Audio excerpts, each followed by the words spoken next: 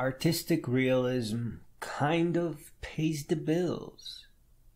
Realistically speaking, abstract art will not sell as well as realistic art. Your customers are going to be newlywed couples, lonesome strangers with unspeakably magnificent taste, and fur kids, or rather fancy pet owners. I hate to say it, but if you just duct tape a banana to a canvas, it will probably just spoil. Your initial customers will adore your touch, not your marvelously fruity, rebellious alchemy of art jazz. If someone has a room with lots of purple things, a room that their kitty loves for all the sunshine it gets in the morning, they will likely say, "Here is my kitty, and please make the atmosphere purple." These are actually two separate things. Clearly, the kitty will be about realism. It really should be. But the purple is where the kitty is posing from. The atmosphere is the abstract part. Paint splatter, a purple nebula of textures and mice, or a heart-shaped hole in the wall that reveals not just the kitty, but the universe it comes from. Hey, who knows? I would call this the balance of realism and the abstract.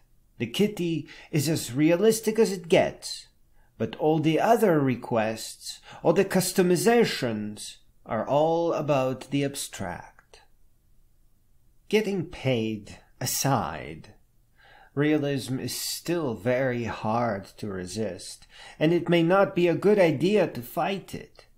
Somehow, at the end of the day, realism feels really good, and the more abstract works feel like they could be a little bit better. And it is rarely possible to change the course from surrealism back to our universe, back to realism. But it is trivial, nay, it is fun to get the realism done first and then build the abstract around it. All I'm saying is that there's this inextinguishable fire in a work with realism at its heart. Mixing money and art is a terrible thing. That is why we have to divide the two apart. We just have to know right at the beginning, this is a work of art that will pay my bills. $50 is $50.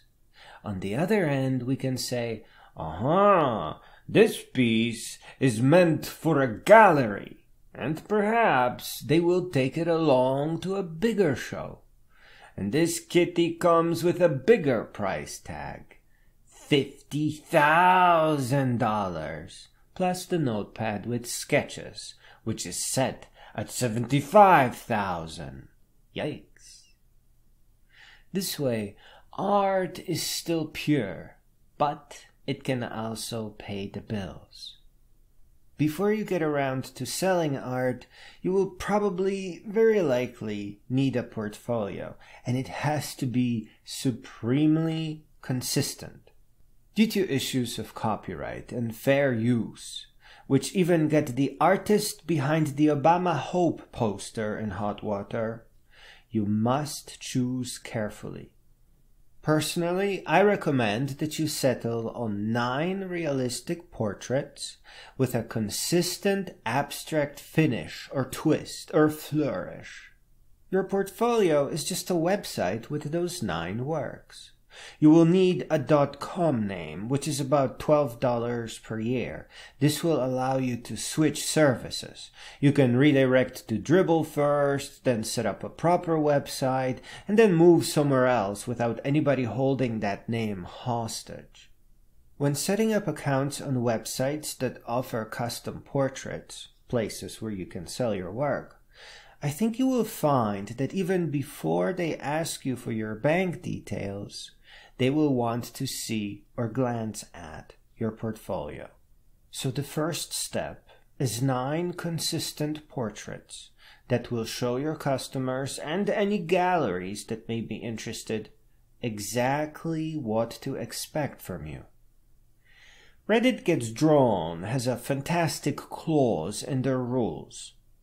By submitting a photo, submitters are agreeing that artists can distribute and sell work based on the photos uploaded.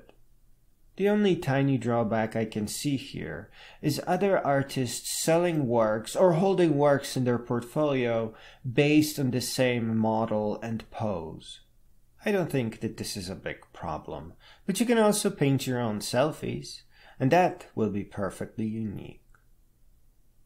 Other than Etsy, I don't have any specific recommendations where to sell, but I recommend searching the web to discover new locations with better deals. It is also important to grasp the gravity of selling custom digital portraits. These are products that are held in high esteem, perfectly personalized, that never need upgrades, recompilation, or bug or security fixes.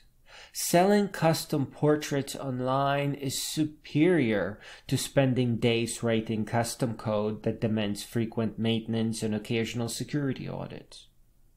And of course, art is in a universe of its own. It is one of humanity's most wonderful traditions.